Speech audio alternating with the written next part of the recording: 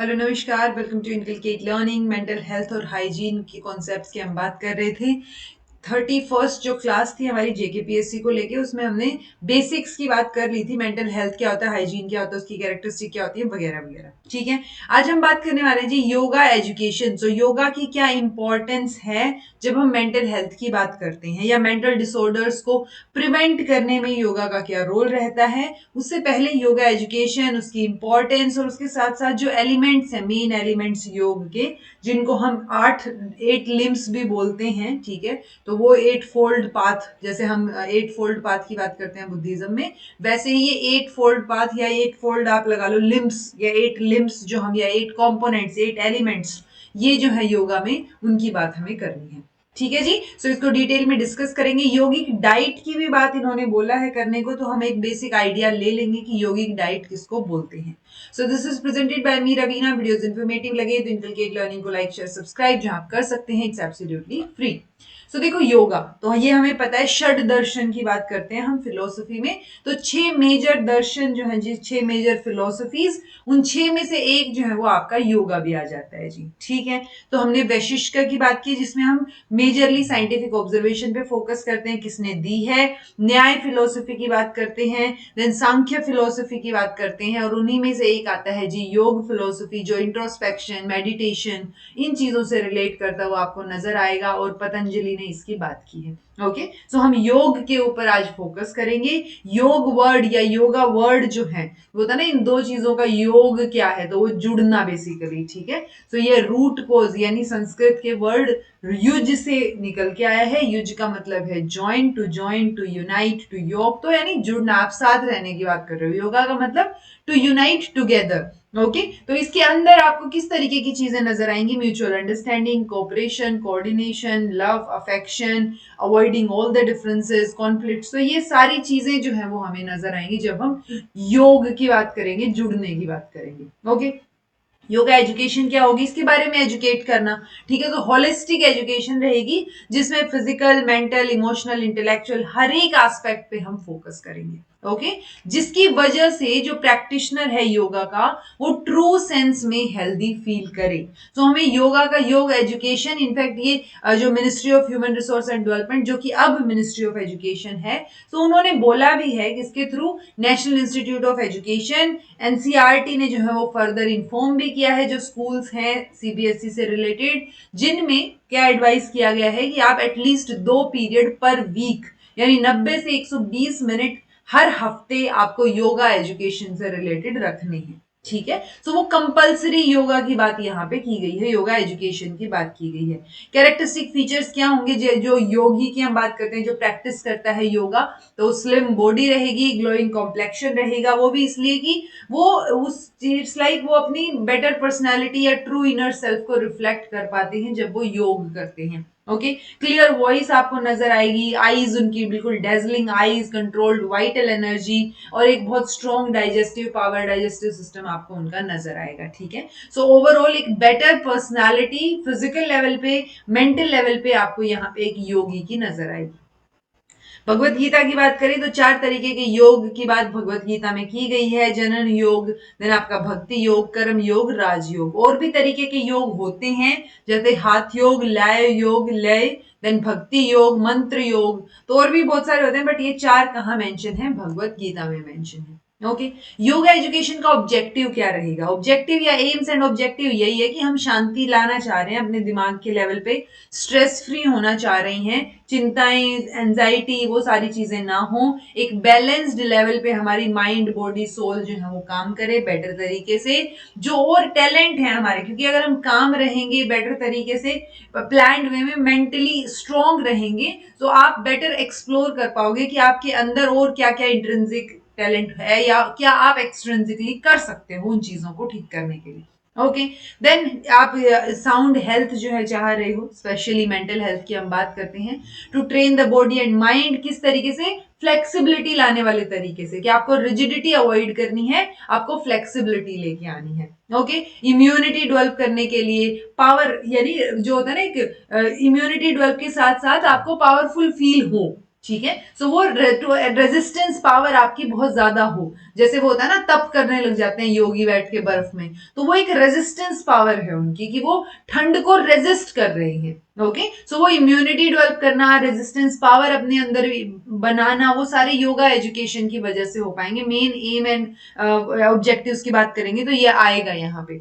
Okay, सो आपको overall जो है एक क्लीन इंटरनल डिटॉक्सिफाइड बॉडी चाहिए है, मेंटल लेवल पे भी फिजिकल लेवल पे भी। ओके, तो वो सारी चीजों के लिए योगा एजुकेशन की जरूरत है। ओवरऑल अल्टीमेट गोल तो वही होता है कि अपने अंदर झांक के देखना, अपना जो आत्मा है उसका परमात्मा से मिलन, उसके बारे में देखना, सोचना, बात करना।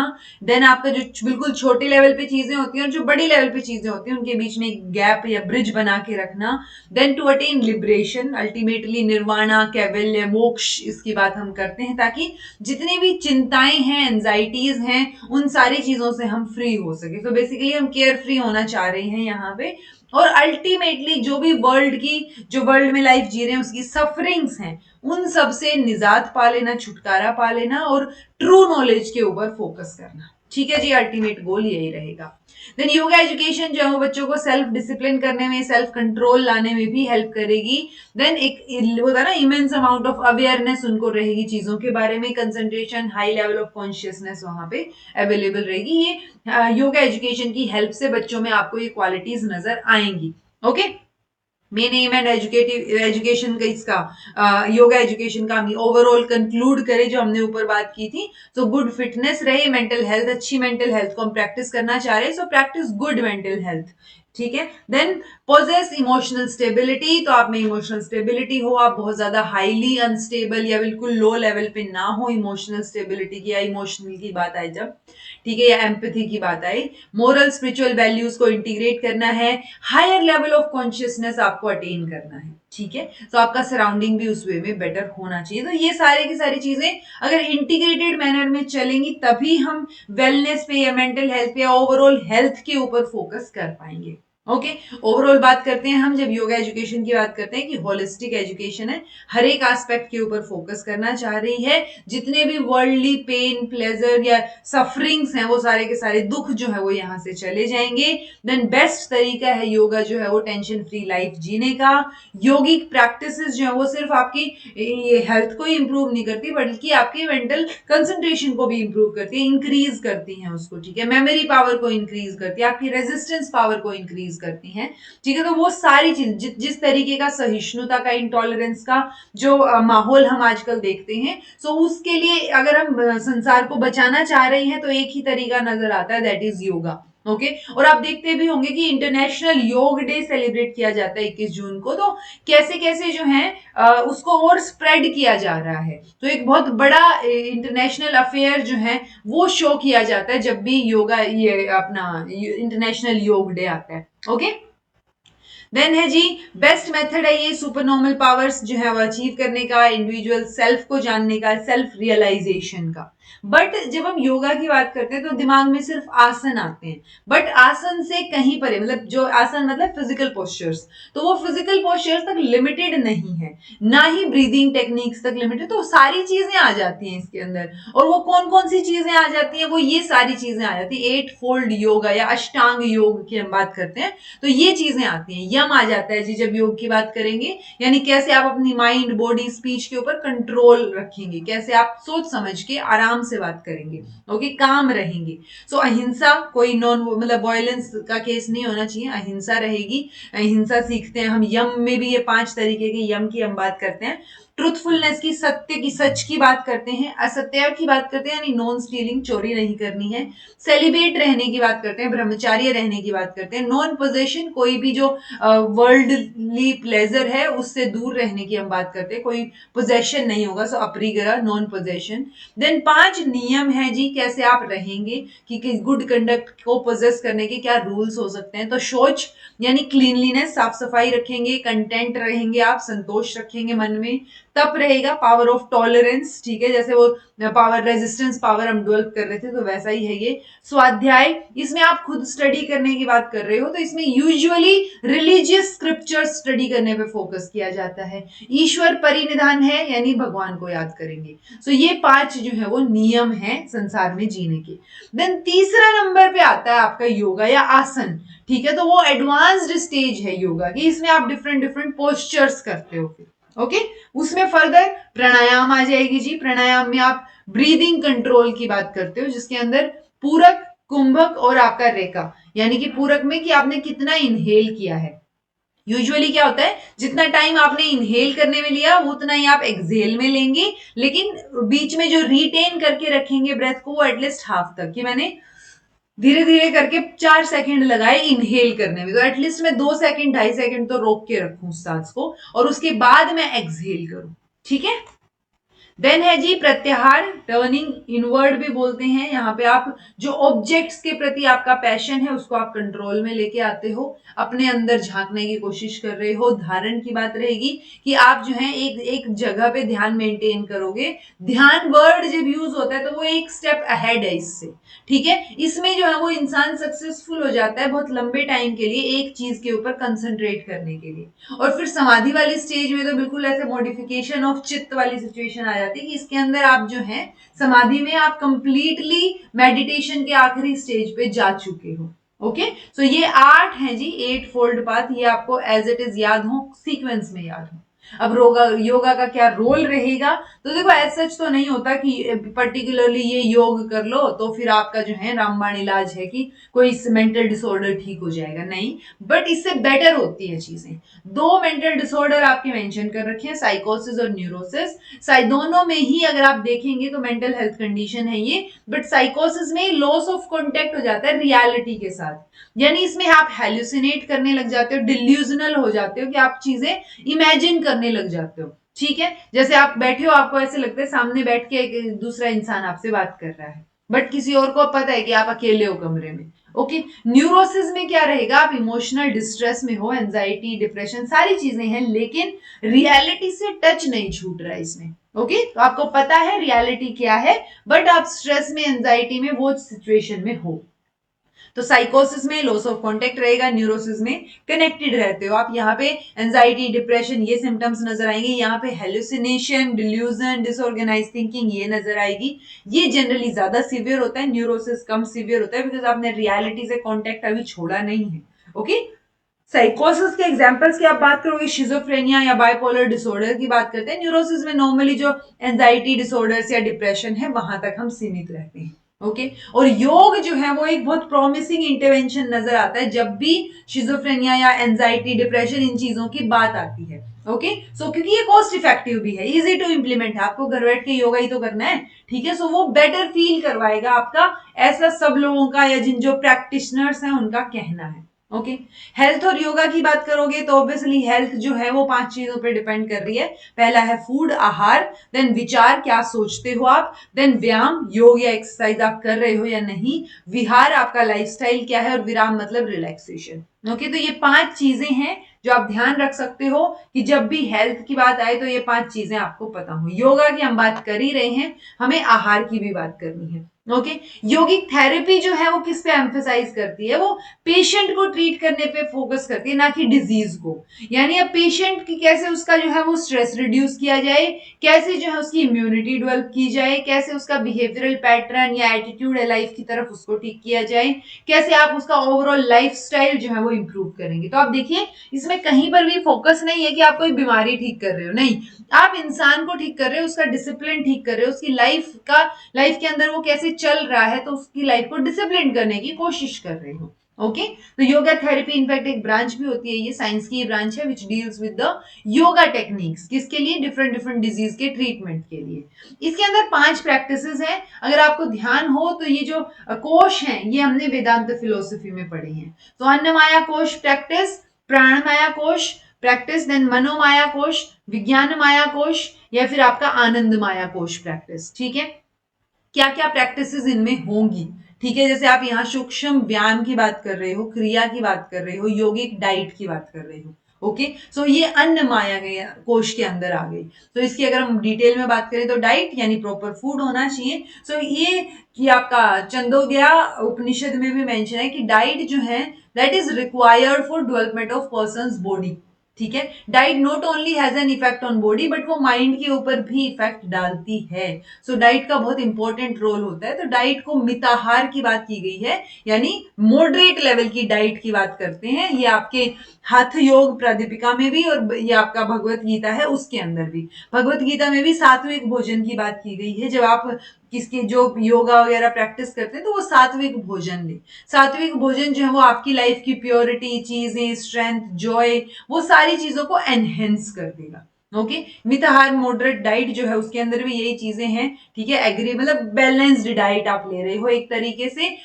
आपका 1/4 ऑफ स्टमक आप फ्री छोड़ रहे हो, खाली छोड़ रहे हो, एंड जो भी आपने खाया है वो एक भगवान की ऑफरिंग की तरह अपने अंदर समाया लिया है। ओके, दूसरा इसके अंदर आसन की बात करते हैं। आसन का मतलब पोस्चर हो गया संस्कृत में। 82 पोस्चर या आसनों की बात हम करते हैं, बट कोई भी आसन ऐसा नहीं है एक्सक्लूसिवली कि ये कर लिया तो आपका ये साइकेट्रिक डिसऑर्डर ठीक हो जाएगा।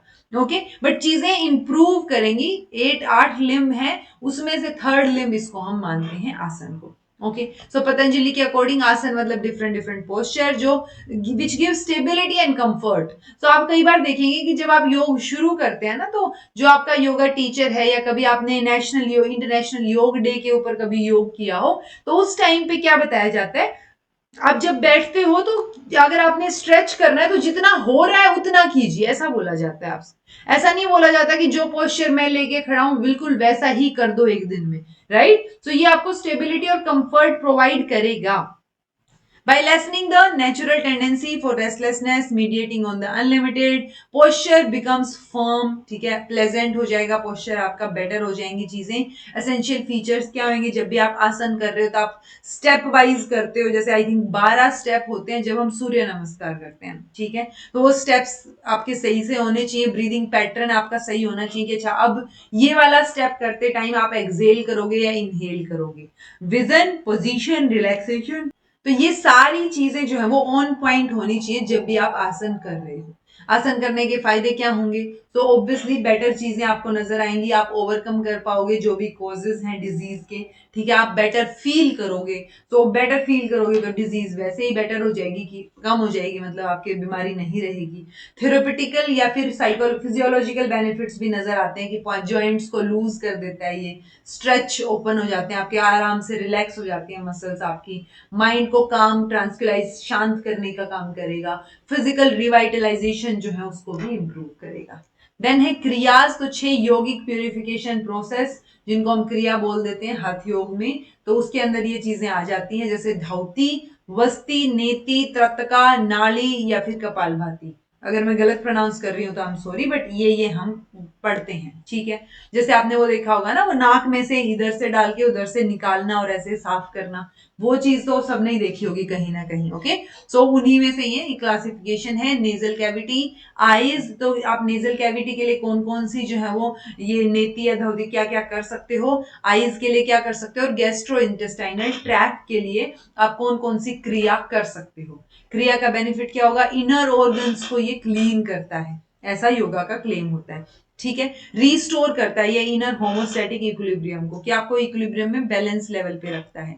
प्रिकॉशंस क्या लेनी चाहिए, one who is having access fat या फ्लैगम मस्ट प्रैक्टिस दीज प्यूरिफैक्टरी प्रैक्टिसेस। तो आपको ये चीजें प्रैक्टिस में लेके आनी है। ठीक है, सो वो चीज यहाँ पे मेंशन की गई, ये क्रिया है, आपको पता होना चाहिए कि ठीक है, अन्नमाया कोश प्रैक्टिस की बात करते हैं तो उसके अंदर तीसरा ये क्रियाज आ जाती है। देन है जी प्राण माया कोश की बात, उसमें सबसे पहले प्राणायाम आ जाएगा। ठीक है, प्राणायाम 2 वर्ड से मिला है, प्राण यानी कि लाइफ, तो लाइफ फोर्स और वाइटल एनर्जी, और दूसरा आयाम जिसका मतलब है मास्टरी गेन करना किसी चीज के ऊपर। सो इसमें आप प्राण के ऊपर मास्टरी गेन कर रहे हो, आप जो है कंट्रोल करना सीख रहे हो अपनी ब्रीदिंग को। ओके, जिसमें इनहेलेशन, रिटेंशन और आपका एक्सलेशन आ जाएगा, जो हमने ऊपर भी डिस्कस किया था। ओके, देन प्राण के बाद जी मनोमाया कोश की बात करें, तो मनोमाया कोश operation at this level is possible for by first 2 limbs and last 3 limbs of अष्टांग योग।